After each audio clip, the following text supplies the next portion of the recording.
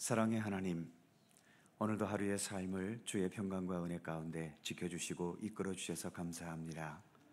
저녁 시간이지만 오늘도 주님의 은총과 말씀과 또 주님의 손길을 사모하면서 주님 전에 함께 모였습니다. 주께서 친히 임재하셔서 홀로 영광 받으시고 저희들 모두에게 기도와 찬양과 말씀과 모든 주님의 손길을 통하여 더 은혜가 풍성한 복된 이 시간 되게 하여 주옵소서. 감사드리며 예수님의 이름으로 기도드립니다. 아멘.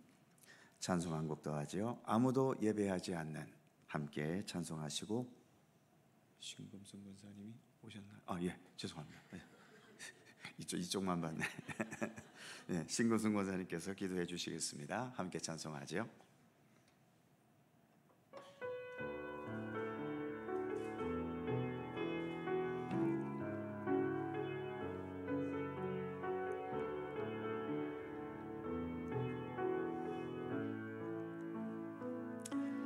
아무도 예배하지 않는 그곳에서 주를 예배하리라.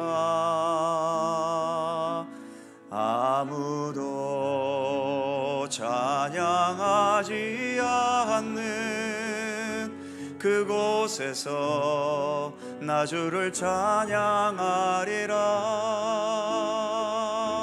누구도 헌신하지 않는 그곳에서 주께 헌신하리라. 누구도 증거하지 않는 그곳에서 나 주를 증거하리라. 내가 밟는 모든 땅 주를 예배하게 하소서. 주의 보혈로 덮어지게 하소서. 내가 선 이곳 주의 거룩한 곳 되게 하소서. 주의 향기로 물들이소. 다시 한번. 아무도 예배하지 않는, 아무도 예배하지 않는 그곳에서 주를 예배하리라. 아무도 찬양하지 않는 그곳에서 나 주를 찬양하리라. 누구도 헌신하지 않는 그곳에서 주께 헌신하리라. 누구도 증거하지 않는 그곳에서 나 주를 증거하리라. 내가 밟는 모든 땅 주를 예배하게 하소서. 주의 보혈로 덮어지게 하소서. 내가 선 이곳 주의 거룩한 곳 되게 하소서. 주의 향기로 물들이소서.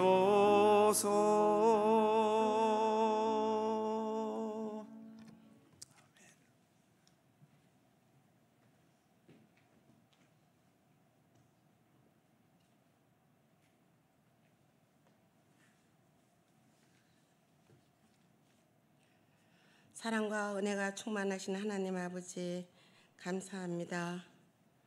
오늘도 주님의 은혜로 호흡을 하며 있는 모습 이대로 살아갈 수 있었음을 감사드립니다. 우리의 일상생활을 잠시 멈추고 사모하는 심령들이 3일 기도회로 주님 전에 나왔습니다. 신령과 진정으로 드리는 이 예배를 기뻐 받아 주시옵소서. 우리의 삶 현장에서 주님의 뜻을 헤아리기보다 내 뜻을 내세우며 주님의 영광을 가렸음을 고백하오니 주님 용서하여 주옵소서. 감사하옵기는 주님의 은혜로 사고 없이 대선이 끝났습니다. 혼란과 분열, 네거티브로 어지럽던 어둠이 지나가고 정의로우신 주님의 뜻으로 이 나라를 이끌 대통령이 선출되었습니다. 선출된 대통령이 하나님을 경외하며 국민을 사랑하고 모든 국민에게 공정하게 적용되는 정의로운 나라를 이끌어 나갈 수 있도록 지혜를 주옵소서. 하나님 아버지, 다음 세대를 이끌 교육부 여름 수련회 일정이 잡혔습니다. 수련회를 통하여 예수님 말씀을 정확히 알게 하시고 믿음으로 아이들과 선생님들이 서로 소통하며 수련회를 잘 마칠 수 있도록 주님 도와주옵소서. 사랑과 헌신으로 봉사하시는 선생님의 수고를 주님 위로하여 주옵소서. 간절한 마음으로 주님께 간구합니다. 뜻하지 않게 육체의 질병으로 주님의 손길을 기다리고 있는 믿음의 형제 자매들이 있습니다. 주님, 아픈 부위와 마음을 어루만져 주셔서 그들의 눈물을 닦아주시고 주님의 주시는 평강으로 이 어려움을 헤쳐나갈 수 있도록 주님 도와주옵소서. 어렵고 힘든 상황일지라도 주님이 내민 손길을 놓치지 아니하고 믿음으로 나갈 수 있도록 주님 저들에게 새 힘을 더하여 주옵소서. 생명의 말씀을 선포하시는 목사님, 무더운 더위에 피곤치 않게 강건함을 더하여 주시고 늘 성령님이 함께 하셔서 목회하시는 데 부족함이 없도록 인도하여 주옵소서. 두보라 성가대에 준비된 찬양을 주님께 드리오니 기뻐 받아 주시옵소서. 부활이요 생명이신 예수님 이름으로 기도드립니다. 아멘.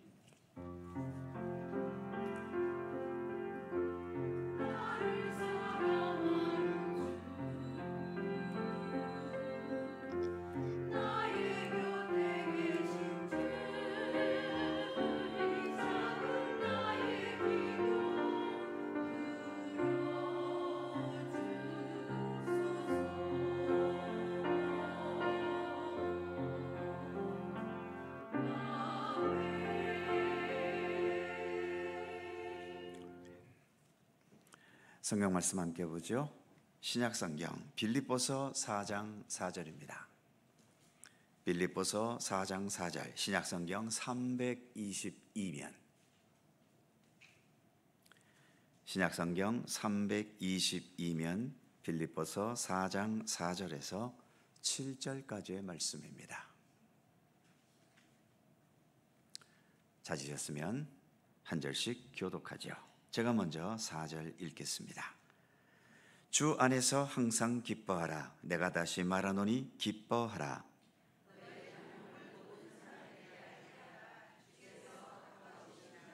아무것도 염려하지 말고 다만 모든 일에 기도와 간구로 너희 구할 것을 감사함으로 하나님께 아뢰라.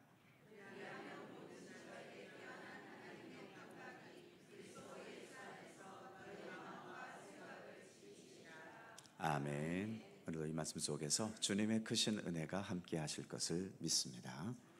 드보라 찬양대 찬양합니다.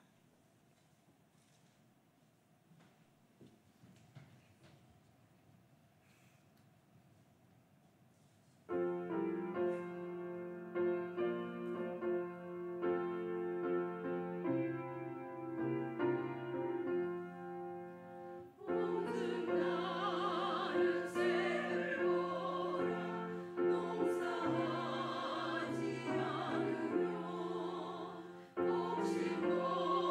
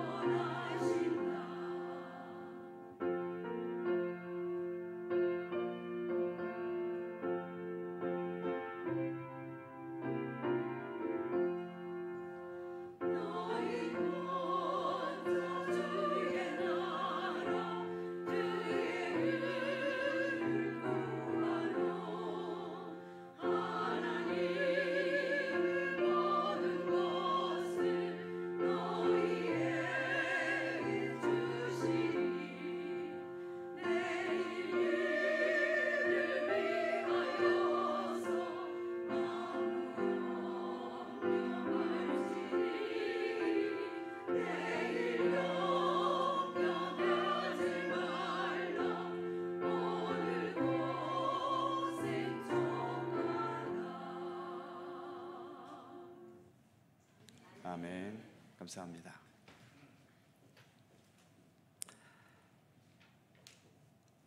기독교란 뭐가? 특송은 끝나고, 설교 끝나고. 네. 네.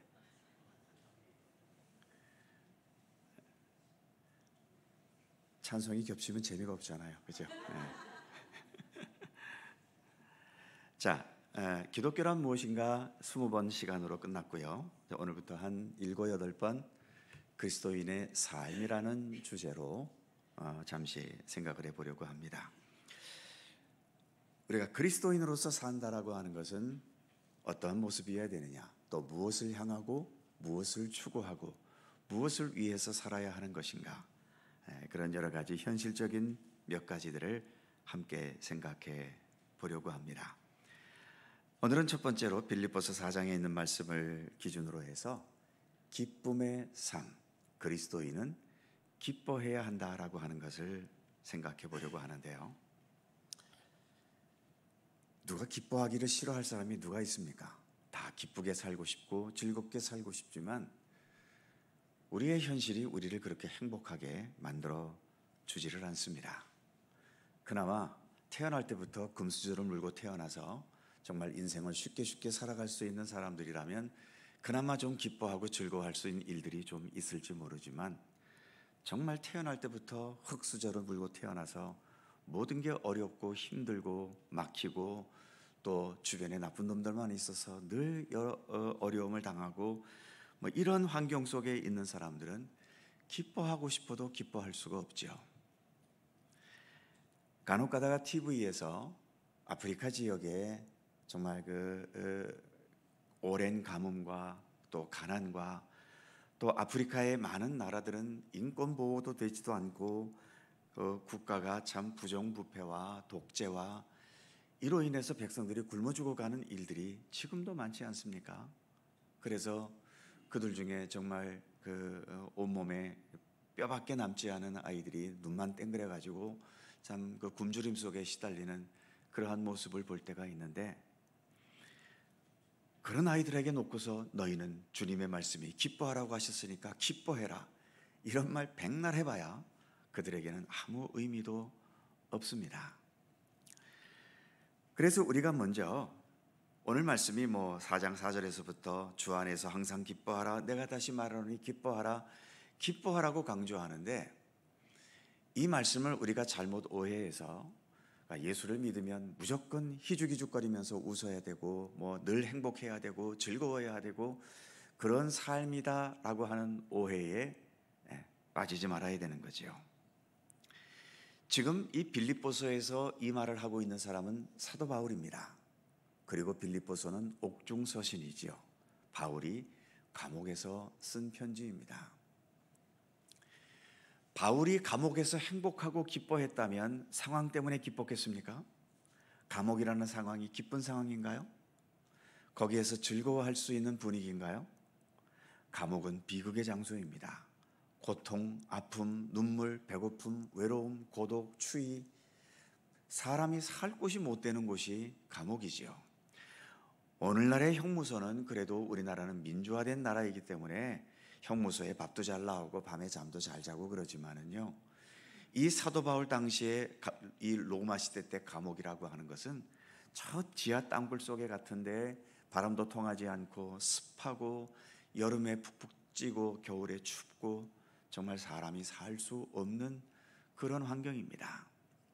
그런데도 바울이 항상 기뻐하라, 내가 다시 말하노니 기뻐하라, 이렇게 기쁨을 명령했다면 이것은 상황이 주는 기쁨이 아닌 거지요.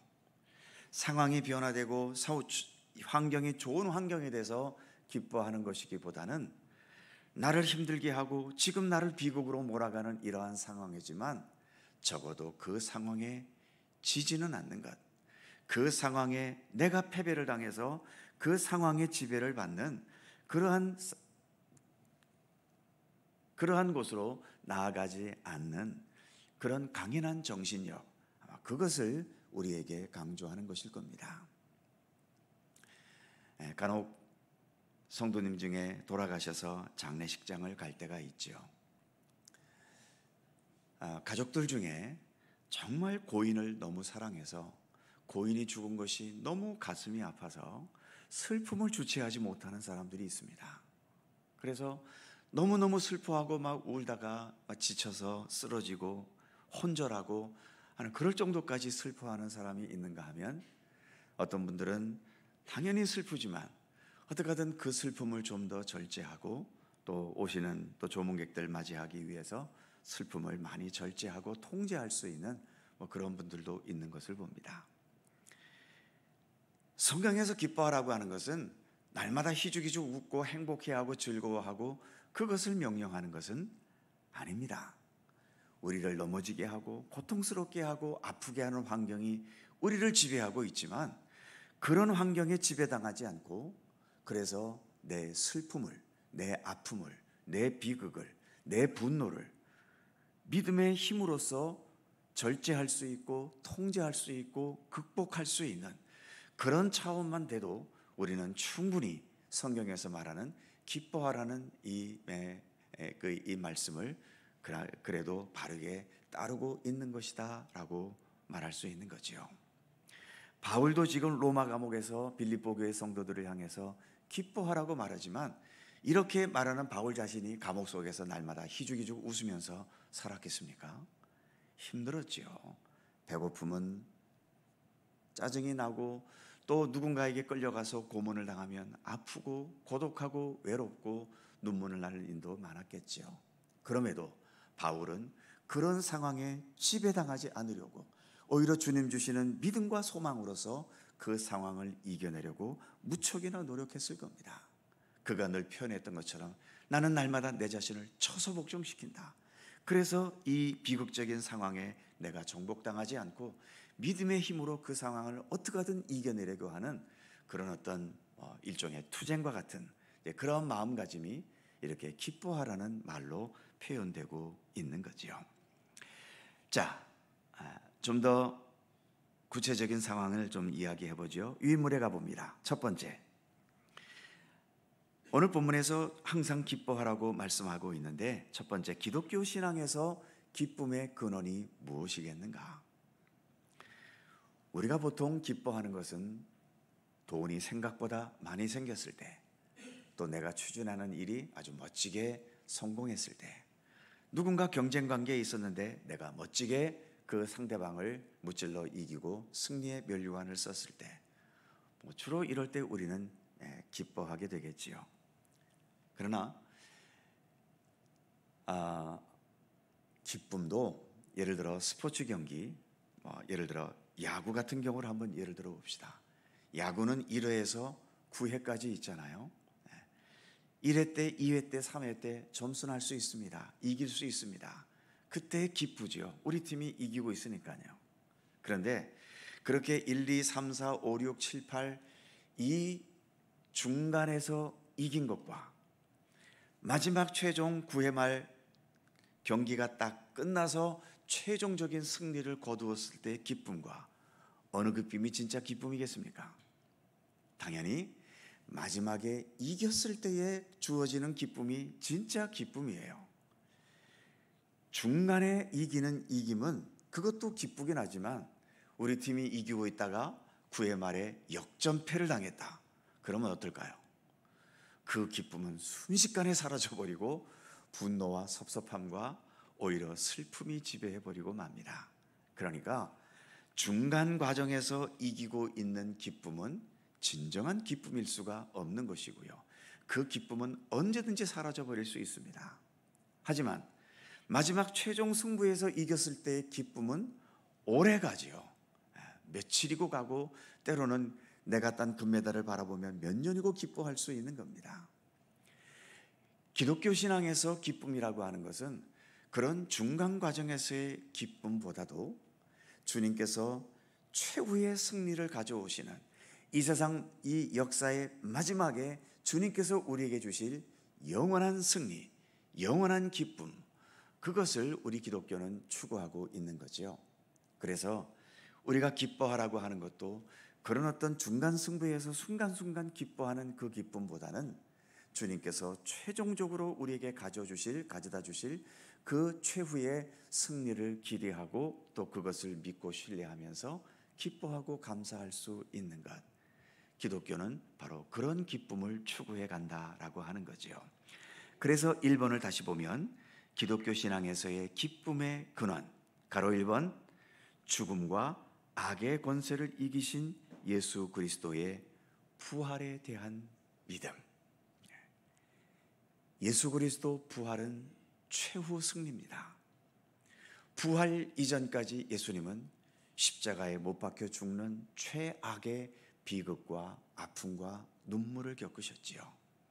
그러나 예수님의 부활은 그 모든 것들을 다 극복하고 최후의 승리의 영광을 미리 보여주신 것이 바로 예수님의 부활입니다. 그래서 우리 그리스도인들은 이처럼 예수 그리스도 부활에 대한 분명한 믿음과 확신을 가지고 주님의 부활처럼 우리도 비록 지금은 많은 일로 실패하고 또 패배하기도 하고 내 뜻을 이루지 못하기도 하고 좌절과 실망하는 일들이 많지만 종국적으로 주님께서 부활의 권능으로 우리에게 그 부활의 승리의 영광을 안겨주실 것을 믿고 신뢰하면서 오늘에 주어진 이 모든 상황들에게 정복당하지 않고 그 믿음으로 모든 상황을 능히 소화해내고 인내해내고 극복해 갈 수 있는 것, 그것이 우리 기독교 신앙이 추구하는 기쁨의 근원이다라고 하는 거죠. 가로 2번에 보시면 더 궁극적으로 하나님 나라에서 누리는 영원한 생명에 대한 믿음과 소망. 그래서 우리에게 마지막으로 다가올 하나님의 나라, 거기에서 내 불완전함이 완전하여지고 모든 아픔과 질병과 고통과 슬픔과 눈물이 씻겨지고 그래서 하나님 나라에서 영원한 기쁨과 평화와 주님의 위로와 사랑의 손길 가운데 살아갈 것을 믿고 소망하면서 오늘의 이 현실을 극복해 나아가는 거죠. 그래서 기독교 역사 속에서 여러 차례 말씀드리지만 기독교 역사 속에는 무수한 박해의 역사가 있었습니다. 혹독한 박해 속에서는 정말 숨도 쉴 수 없을 만큼 그런 고통 중에 있었지요.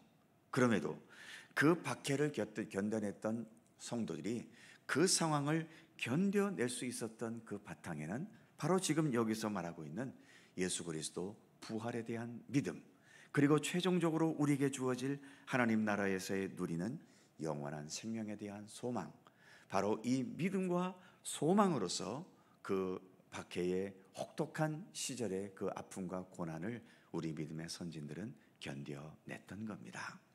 우리 기독교는 바로 그런 전통과 역사를 지금도 이어받고 있는 거죠. 안타깝게도 지금의 우리의 세상은 미래를 바라보지 못하게 하고 지금 여기에서 바로 이 자리에서 누리는 기쁨과 행복과 즐거움에 집착하게 만듭니다. 현실의 이 기쁨과 이 즐거움에 집착하게 만든다는 것은 점점 우리의 현실이 미래에 대한 소망을 잃어가고 있다는 거죠. 미래에 대해서는 불안하다라고 하는 겁니다. 옛날에는 그 못 살고 힘들었던 시대에는 그 어려운 가운데서도 많은 백성들이 저축이라는 것을 했어요. 정말 월급 10만 원 받으면 먼저 뭐 만 원이든 2만 원이든 2만 원이든 저축을 먼저 하고 나머지를 갖고 쪼개서 썼지 않습니까? 저축을 한다는 건 뭐겠어요? 미래의 희망을 갖고 있다는 얘기입니다. 희망이 있으니까 저축을 하지요. 그런데 지금은 저축하는 사람들이 별로 없습니다. 오히려 어떻게 합니까? 빚을 내서 먼저 쓰고 보는 거지요. 여행도 물건을 사는 것도 돈을 모아서 모은 돈을 가지고 여행을 가고 사고 싶은 물건을 사는 게 아니라 그냥 땡겨 쓰는 거예요. 뭐 월부로 사든 뭐 카드를 긁든 해서 먼저 저지르고 그 다음에 이제 갚아 나가는 거죠. 그러니까 점점 우리의 이 관점이 미래가 아니라 지금 여기에 집착하다가 보니까 뭐 지금 당장은 쓰고 싶은 거 쓰면서 기쁨을 누릴지 모르지만 그것이 내 삶의 하나의 올무가 되어져서 한번 그 빚더미에 앉게 되거나 또 이런 여러 삶에 생각했던 계산대로 되지 않고 이 계산이 흐트러지기 시작하면 우리의 삶은 더 이상 벗어나지 못하는 그런 올무에 걸리는 일들이 얼마나 많습니까? 자주 말씀드리는 좋지 않은 이야기입니다만 우리나라 자살률이 세계에서 금메달, 은메달입니다. 이것도 참 우리가 많이 고민하고 생각해야 될 과제지요. 미래에 대한 희망이 없기 때문에 극단적인 선택을 하는 겁니다.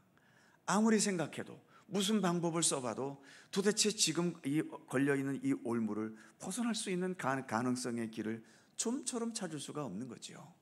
그러니 남는 것은 절망뿐인 겁니다.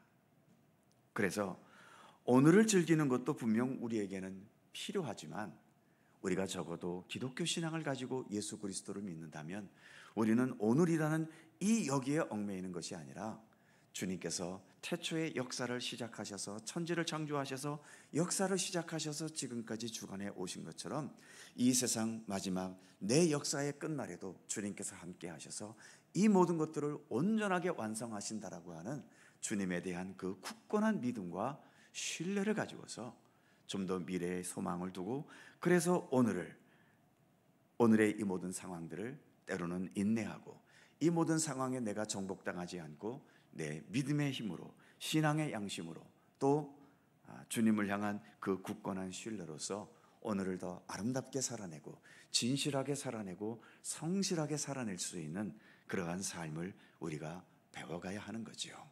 그것이 성경에서 말하는 진정한 기뻐하라는 의미인 겁니다.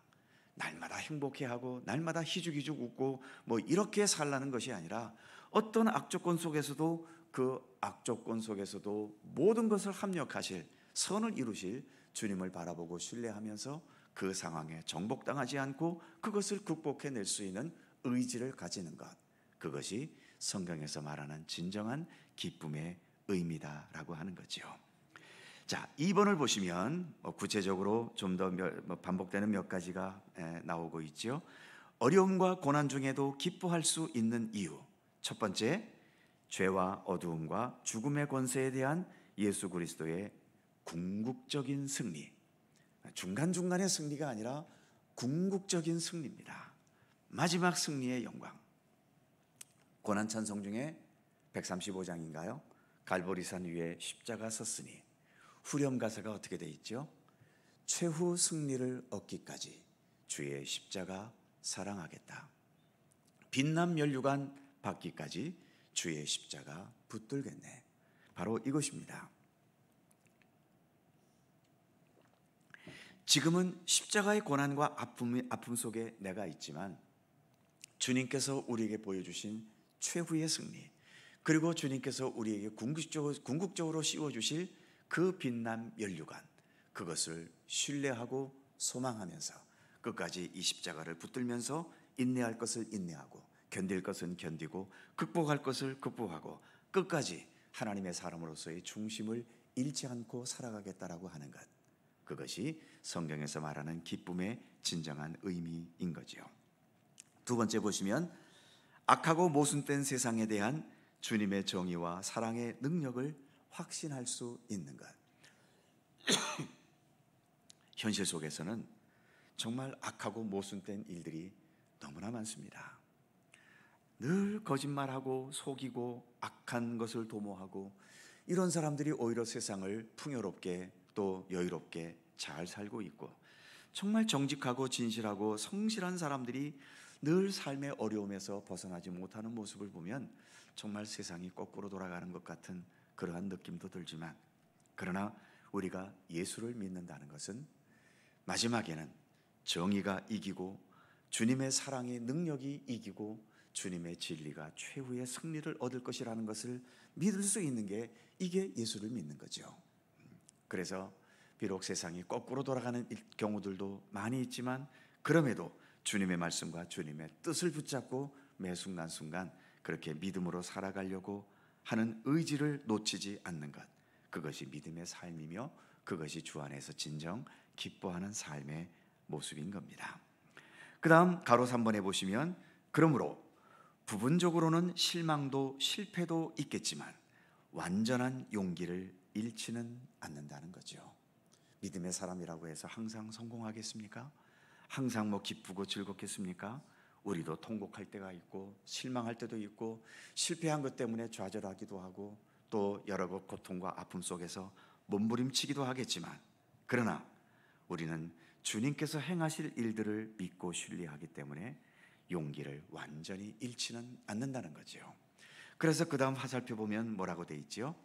언제든 다시 일어설 수 있는 겁니다. 죽기 직전까지라도 실패했더라도 죽기 직전에도 다시 일어서려고 하는 용기를 가지는 것, 이게 기독교 신앙입니다. 특히 예수님께서 십자가 죽으실 때에 양쪽에 두 강도가 같이 죽어가고 있었잖아요.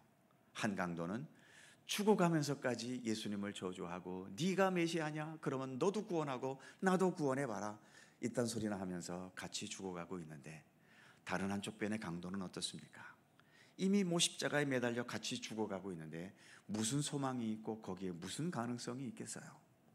그러나 그 마지막 순간에도 이 강도는 예수님을 보고 깨달은 것이 있지 않습니까? 그래서 저주를 퍼붓는 상대방 그 강도를 향해서 이 사람아, 우리는 평생도록 강도짓 해온 이것 때문에 이렇게 죽는 것이 마땅하지만 여기 계신 이 예수라는 분 이렇게 죽으실 분이 아니지 않느냐. 그러면서 예수님을 향해 한마디 간구를 하지요. 예수여, 당신의 나라 임하실 때에 나를 기억해 주십시오. 죽기 일보 직전이지만 그때까지도 포기하지 않은 거예요. 붙들 수 있었던 겁니다. 믿음이라는 것은 이런 거예요. 그래서 그 직전에 이제 예수님으로부터 네가 오늘 나와 함께 낙원에 이르게 될 것이다 라는 구원의 약속을 받지 않습니까? 그래서 진실한 믿음은 실패도 하고 실망도 하고 용기를 잃어버릴 때도 있지만, 그러나 언제든지 예수님을 보면서 다시 일어설 수 있는 것, 이것이 주 안에서 기뻐하는 삶인 겁니다. 그 다음 세 번째로 넘어가면 기뻐할 수 있는 신앙이 주는 유익함이 있지요. 첫 번째, 어려움과 고민 중에도 예수 그리스도를 바라보며 예수 그리스도로 인한 영광을 생각하고 기대하며 묵상하게 한다. 똑같이 어렵지만, 똑같이 좌절되지만, 똑같이 낭망의 상황이지만 진실한 믿음의 사람들은 그러한 가운데서도 주님을 바라볼 수 있는 믿음의 감각을 잃지 않는다는 겁니다. 그래서 주님의 손길을 간구할 수 있고 주님께서 모든 것을 합력하여 결국은 선을 이루실 것을 신뢰하면서 더 주님을 향한 의지와 또 믿음을 더 키워나갈 수 있게 되는 거죠. 그래서 그 다음 두 번째 가로 2번 보시면 어려움 자체에 얽매이거나 집착하게 하기보다도 기도하게 하고 인내의 의지를 가지고 믿음의 사람으로서의 품위를 지켜가게 한다는 것입니다. 이것이 주 안에서 기뻐할 수 있는 사람이 가질 수 있는 신앙의 유익함이죠. 어렵지만 그 어려움 자체에 얽매이거나 집착하지 않을 수 있고, 남들은 그 어려움과 좌절 속에서 그저 원망이나 하고 불평이나 하고 말겠지만 그 가운데서 오히려 주님께 기도할 수 있고, 특히 기도한다라고 할 때에 참 이 고난과 시련과 억울함을 당하고 처절한 실패 속에서 기도한다라고 하는 것도 참 쉽지는 않습니다. 너무 현실이 절망스러운데, 너무 현실이 답답한데 거기에 무슨 기도가 나오겠어요? 그런데 우리 예수님께서는 하나님 그 자체이신 완벽하신 분이시지만 육신을 입으셨기 때문에 육신을 입은 인간으로서 드릴 수 있었던 기도를 예수님께서도 드리셨었죠. 바로 십자가에서입니다. 십자가상에서도 주님은 못 박혀 죽으시는 그 극한의 고통 속에서도 자신을 못 박았던 그들을 위해서 아버지, 저들의 죄를 사해 주십시오. 자신들이 하는 것을 알지 못합니다. 이렇게 수준 높은 기도도 하셨지만 그 십자가상에서 딱 한 번 인간의 육신을 지니셨기 때문에 너무 억울하고 너무 답답하고 너무 참담해서 하나님 앞에 호소했던 기도 한마디 한 것이 있습니다. 무슨 기도지요? 나의 하나님, 어찌하여 나를 버리셨나이까? 어떻게 이렇게 나를 이런 상태가 되기까지 나를 이렇게 처절하게 버리실 수 있습니까? 예수님도 하나님을 향해서 그런 원망 섞인 것 같은 그러한 절규를 하신 적이 있잖아요. 그러니까 기도라는 것이 꼭 뭐 어려움 속에서 주여 나로 하여금 극복하게 하시고 뭐 이기게 하시고 주님께서 나에게 승리를 주실 줄 믿습니다. 이렇게 기도하는 것도 중요하지만 정말 기도가 안 나오고 너무 답답할 때에는 주님을 향해서 한 번쯤 그래 보는 것도 괜찮습니다. 예수님이 그러셨으니까요. 혹시 사업이 망하셨습니까? 그런 기도하실 때 마음속에는 그렇지 않으면서도 주여 이 상황을 극복하게 하시고 주님께서 다시 회복시켜 주실 줄 믿습니다. 이렇게 기도하시는 것도 좋지만 너무 억울하고 답답하면 하나님 어떻게 나를 이렇게 망하게 하십니까? 옆에 누군가는 적당히 해도 저렇게 사업이 잘 되는데 나는 이렇게 밤을 새워가며 노력을 했는데도 하나님 나를 이렇게 망하게 하실 수 있습니까? 내가 뭘 그렇게 잘못했습니까? 한 번쯤 그래 보시고 그러다가 또 양심에 찔림이 오잖아요. 그러면 또 한 번쯤 마음을 추스리면서 그러나 주님 이것은 그냥 내 감정이었고 주님께서는 모든 것을 합력하여 선을 이루실 것을 저는 믿습니다. 이렇게 마무리하면 되지 않겠어요? 예수님도 어찌하여 나를 버리셨나이까 그렇게 절규하셨다가도 결국은 마지막 기도는 무엇입니까? 아버지 나의 영혼을 아버지 손에 부탁하나이다. 그러고 죽으셨거든요. 그렇기 때문에 우리가 어려움 속에서 기도한다라고 하는 것을 너무 수준 높은 사람들의 기도만 따라 할 것이 아니라 내 자신에 있는 감정과 아픔과 눈물과 그대로를 주님 앞에 토로하셔도 주님께서는 충분히 그 모든 것들을 받아주실 수 있는 거죠. 그래서 우리가 원망을 해도 하나님 안에서, 불평을 해도 하나님 안에서, 호소를 하고 통곡을 해도 하나님 안에서 하는 것이 그래서 중요한 겁니다. 주님 안에서는 언제든지 다시 일어설 수 있고 다시 또 시작할 수 있는 그런 용기와 의지를 가질 수 있는 것이니까요.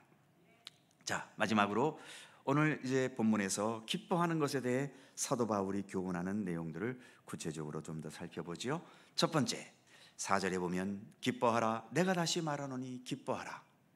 기쁨에 대한 강력한 명령입니다.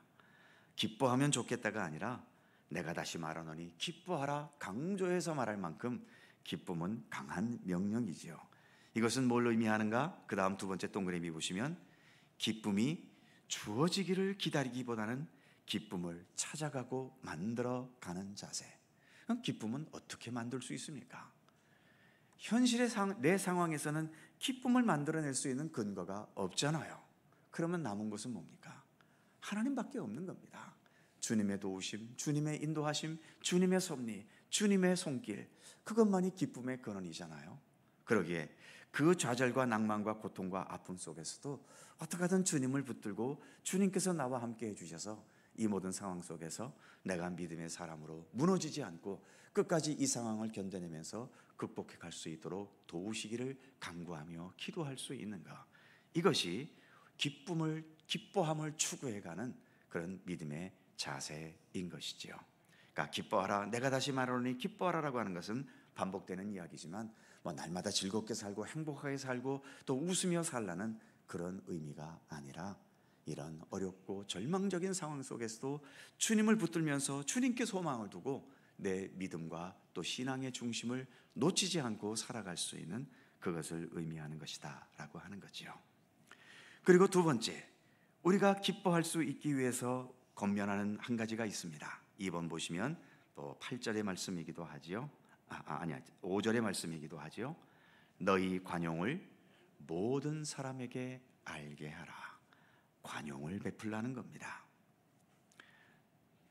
좀 더 구체적인 내용을 보면 첫 번째 동그라미, 자신만을 생각하는 이기적인 자세는 어떤 좋은 조건들이 주어져도 결코 기쁨의 삶이 될 수 없습니다. 자신에만 갇혀서 사는 사람은 기뻐할 일이 별로 많지 않습니다. 여러분들의 삶은 어떻습니까? 하나님마다 잘 되시나요? 투자하기만 하면 돈이 팍팍 들어옵니까? 책만 읽었다 하면 그냥 성적이 쑥쑥 오르나요? 아니잖아요. 힘든 게 많고요. 손해도 엄청나게 보고요. 여러분 주변에 얼마나 좋은 사람들이 많은지 모르지만 나를 속상하게 하고 마음 아프게 하는 사람들도 엄청 많습니다. 그러니 나만을 생각하면 별로 기뻐할 일이 없어요. 하지만 누군가에게 관용을 베풀면서 그 사람의 곧 기쁨을 나의 기쁨으로 삼고 또 이 세상 속에 역사하시는 하나님의 역사하심을 믿음의 눈으로 바라보면서 그 하나님으로 인해 기뻐하고 감사할 수 있다면 우리의 기쁨과 감사의 범위는 더 넓혀져 갈 수 있지 않겠습니까? 기독교 신앙은 그런 안목을 키워가는 겁니다. 내 자신이라는 이 여기에 머물러 있는 것이 아니라 좀 더 내 이웃을 생각할 수 있고 또 이 세상 속에서 역사하시는 주님의 손길을 믿음의 눈으로 바라보면서 그 주님의 손길로 인해 감사하고 기뻐할 수 있는 것, 그것이 바로 주 안에서 기뻐하는 삶인 거죠. 바울도 지금 감옥에 갇혀 있지만 빌립보 교회를 생각하면서 감사할 수 있고 에베소 교회를 생각하면서 그 에베소 교회가 믿음으로 서가는 것을 보면서 기뻐할 수 있고 골로새 교회를 생각하면서 그 골로새 교회가 또 아름다운 예배와 또 사랑의 교제를 통해 세워져 가는 것을 보면서 기뻐할 수 있고 감옥이라는 자신의 현실을 생각하면 바울은 기뻐할 수 있는 게 아무것도 없지만 그 모든 주변을 통해 역사하시는 주님의 손길 또 그 속에서 그들이 기쁨과 감사함 속에 살아가는 모습을 보면서 그것을 나의 기쁨과 감사의 제목으로 삼을 수 있는 것, 이것이 우리의 기쁨의 범위를 넓혀주는 거죠. 그래서 두 번째 동그라미 보시면 예수 그리스도 중심의 삶으로 전환되어야 더 자유로운 삶, 관용을 베푸는 따뜻하고 넉넉한 삶이 될 수 있는 것입니다. 그래서 너희 관용을 모든 사람에게 알게 하라. 좀 더 따뜻한 삶을 우리는 배워가야 되는 거죠. 그 다음 세 번째, 아무것도 염려하지 말고 감사함으로 기도해라. 참 아무것도 염려하지 말라고 하는데 가능하겠습니까? 힘든 상황은 염려가 될 수밖에 없습니다. 그래서 우리 안에는 날마다 나의 현실이라는 이 현실과 그리고 주님께서 약속하신 이 약속과 이 두 가지 사이에 우리가 항상 존재하고 있는 거죠. 오늘의 나의 현실은 답답하고 아프고 눈물 나는 현실이지만 그럼에도 주님께서 모든 것을 합력하여 선을 이루신다는 이 주님의 약속의 말씀, 그래서 우리는 어느 쪽을 더 보고 어느 쪽에 더 중점을 두며 사느냐에 따라서 거기에서 행복과 불행이 더 많이 차이 난다고 해도 과언이 아닌 거죠. 믿음이라는 것은 뭐겠습니까? 어차피 겪는 현실이지만 이 겪는 현실에서 그래도 주님의 약속을 더 붙들고 그것을 의지하려고 하는 것이 믿음 아닌가요? 그렇기 때문에 진실한 믿음의 사람들은 염려할 일들이 많이 있지만 여기서 권면하는 것처럼 그 염려를 극복해 가면서 모든 것을 감사함으로 기도할 수 있다는 겁니다. 감사함으로 기도한다는 것은 뭔가요? 아직도 문제는 해결되지 않았지만 주님께서 결국은 그 모든 것들을 합력하여서 선한 역사를 이루실 것을 믿고 신뢰하기 때문에 감사함으로 기도할 수 있는 것 아니겠습니까? 그래서 그 밑에 첫 번째 동그라미 보시면 예수 그리스도 궁극적인 승리, 모든 것을 합력하여 선을 이루실 것을 신뢰하는 믿음이 있기 때문에 가능한 거죠. 그래서 그 밑에 또 두 번째 보시면 나 홀로 이 모든 상황을 끌어안기보다도 예수님과 함께 극복하는 자세가 중요한 것입니다. 마지막 네 번째, 하나님의 평강이 마음과 생각을 지켜주신다는 겁니다. 바울은 지금 그것을 경험하고 있고 그래서 빌립보 성도들에게 이것을 권면하고 있죠. 지극히 높으신 우리 주님의 평강이 너희의 마음과 생각을 지켜주실 것이다. 그 밑에 동그라미 보시면 이론이 아니라 믿음의 선진들의 삶에서와 사도 바울 개인의 경험에서 비롯된 확신인 겁니다. 그래서 그 밑에 화살표 보시면 기독교 영성을 아름다운 영성이 되게 하는 요인인 거죠. 그래서 반복되는 얘기지만 예수를 믿는다는 것은 나의 어떤 삶의 시선을 너무 현실에만 얽매여서 여기만 쳐다보고 현실에서 일어나는 그 희로애락에 같이 흔들리는 것이기보다는 결국 모든 것을 주관하셔서 선한 역사를 이루실 주님께 더 믿음의 시선을 두면서 그런 주님의 손길을 믿고 신뢰하면서 오늘의 현실을 인내할 수 있고 극복할 수 있고 그 모든 상황들을 감사함으로 소화해낼 수 있는 그런 안목을 배워가고 익혀가는 것, 그것이 예수를 믿는 것이고 예수 믿는 사람으로서의 삶의 태도가 되어야 한다는 것을 우리에게 교훈해 주고 있는 것입니다. 오늘의 이 말씀 쉬운 건 아니겠지만 그럼에도 항상 기뻐하라는 주님의 이 말씀을 더 굳게 믿고 신뢰하면서 모든 상황들을 이와 같은 믿음의 힘으로 감사함으로 소화시키고 극복해 나가는 우리 모두가 되기를 간절히 소망합니다. 기도하겠습니다. 오늘의 말씀을 생각하면서 함께 한 목소리로 기도하지요. 하나님, 모든 상황 속에서 무엇보다 먼저 주님을 볼 수 있고 주님을 생각할 수 있고 주님의 역사하심을 기대하고 신뢰할 수 있는 믿음을 우리에게 주십시오. 그래서 어떤 상황에도 흔들림 없이 주님과 동행하면서 그 속에서 주님의 영광을 나타내고 주님의 뜻을 이루어가고 나도 믿음의 사람으로서의 그 중심을 잃지 않게 되도록 우리의 믿음을 위해 기도하실 수 있기를 바랍니다. 나라와 민족을 위해서 기도해 주시고 더 정의롭고 올바른 나라로 설 수 있도록 기도해 주시고 또 미국의 관세 정책으로 인해서 참 또 경제가 어떻게 펼쳐질지 불안한 가운데 있는데 이 모든 상황 속에서도 지혜롭게 잘 대처할 수 있도록 위해서 기도해 주시기 바랍니다. 하나님의 정의, 주님의 뜻이 바로 세워지는 이 나라가 되도록 기도해 주시기 바랍니다. 여러 환우들이 있습니다. 어려운 가운데 있는 성도들도 있지요. 믿음으로 모든 상황들을 능히 헤쳐나갈 수 있도록 기도해 주시기 바랍니다. 이제 7월에 교회학교 여름 수련회가 있지요. 좋은 교육의 시간들이 될 수 있도록 또 수고하는 교사들을 위해서도 기도해 주시기 바랍니다. 오늘의 말씀을 생각하며 2, 3분 통성으로 간절히 기도합니다. 거룩하신 아버지 하나님, 은혜와 사랑을 감사합니다. 오늘도 주께서 허락하신 복된 이날 이처럼 또 주의 말씀 앞에 설 수 있도록 이끌어 주셔서 감사합니다. 주 안에서 기뻐하라는 이 귀한 말씀을 우리가 함께 생각해 보았습니다. 하나님, 우리가 무슨 능력과 무슨 힘으로 기뻐할 수 있겠습니까?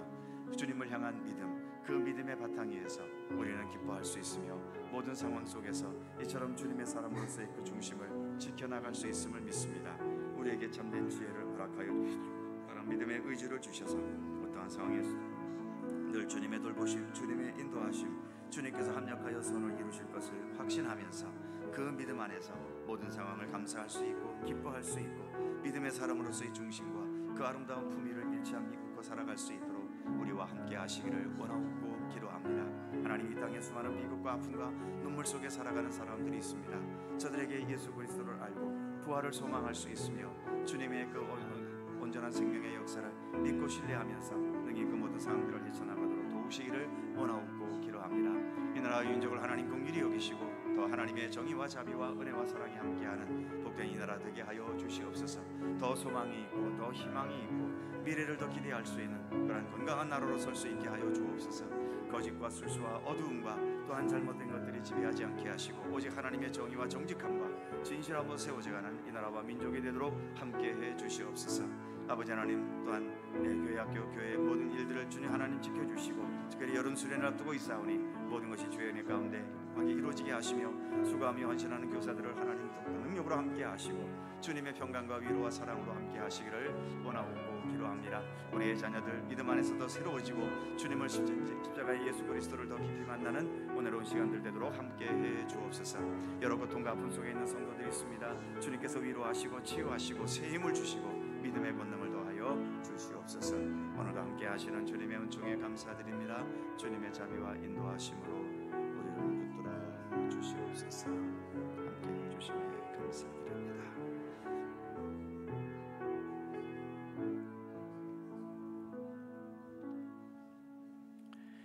주 안에서 항상 기뻐하라. 내가 다시 말하노니 기뻐하라. 오늘도 기뻐하라고 주님은 말씀하고 계십니다. 아버지 하나님, 우리의 삶 속에서 현실을 우리가 살아가지만 그러나 현실에만 너무 집착하고 거기에 얽매이는 우리들 되지 않게 하시고 이 모든 현실을 뛰어넘어 결국은 합력하여 선을 이루시고 하나님의 영광을 나타내실 주님을 믿고 신뢰하면서 그 믿음의 힘으로 오늘의 모든 현실들을 잘 인내하고 극복해 갈 수 있으며 언제 어떤 상황에서나 믿음의 사람으로서의 그 품위와 성품과 또 삶의 중심을 결코 놓치지 않고 살아갈 수 있도록 우리에게 굳건한 믿음의 의지를 더하여 주시옵소서. 언제나 함께 하시는 주님께 감사드리며 우리 주 예수 그리스도의 이름으로 기도하옵나이다. 아멘. 자, 이제 특송해 주시죠.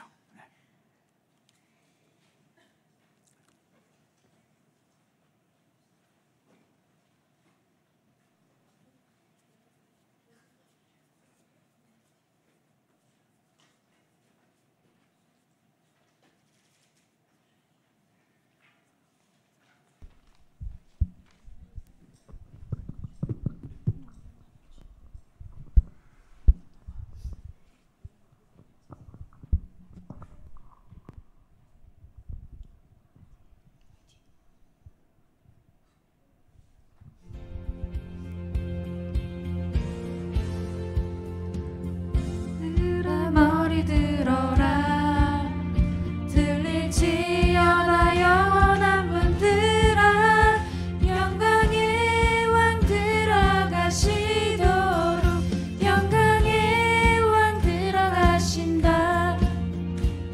문들아 머리 들어라 들릴지어다 영원한 문들아 영광의 왕 들어가시도록 영광의 왕 들어가신다.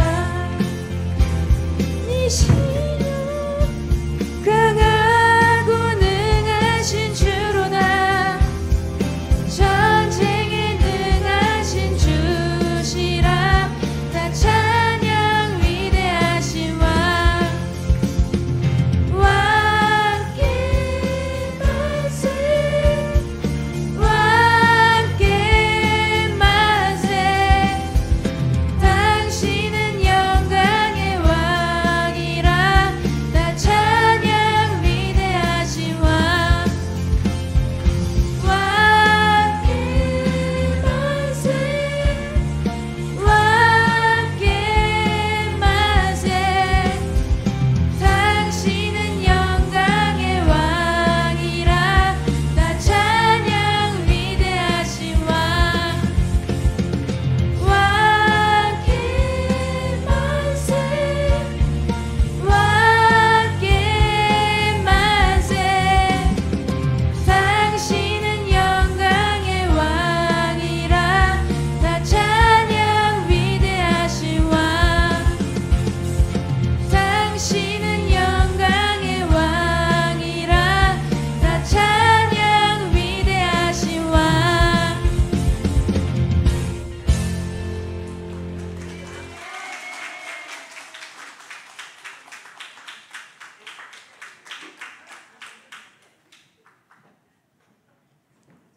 네, 감사합니다.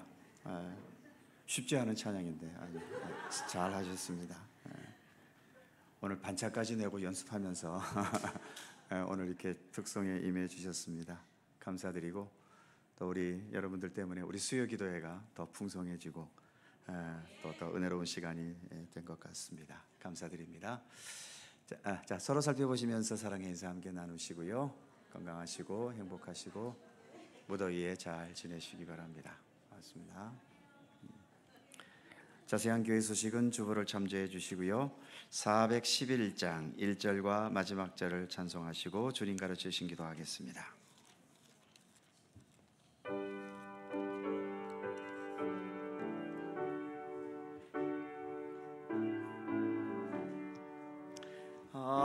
내 마음속에 참된 평화 있네. 주 예수가 주신 평화. 시험 닥쳐와도 흔들리지 않아. 귀하다 이 평안함. 주가 항상 계셔 내 마음속에. 주가 항상 계셔 기쁘다. 주 나의 마음에 계셔 위로하시네. 어찌 내가 주를 떠나살 3절 주 날개 아래 내가 사는 동안 이 보배를 빛내리라. 기쁜 그날이 와 주를 만나 뵐 때 그 평화 영원하리. 주가 항상 계셔 내 맘속에 주가 항상 계셔 기쁘다. 주 나의 맘에 계셔 위로하시네. 어찌 내가 주를 떠나 살까. 아멘. 하늘에 계신 우리 아버지, 아버지의 이름을 거룩하게 하시며 아버지의 나라가 오게 하시며 아버지의 뜻이 하늘에서와 같이 땅에서도 이루어지게 하소서. 오늘 우리에게 일용할 양식을 주시고 우리가 우리에게 잘못한 사람을 용서하여 준 것 같이 우리 죄를 용서하여 주시고 우리를 시험에 빠지지 않게 하시고 악에서 구하소서. 나라와 권능과 영광이 영원히 아버지의 것입니다. 아멘.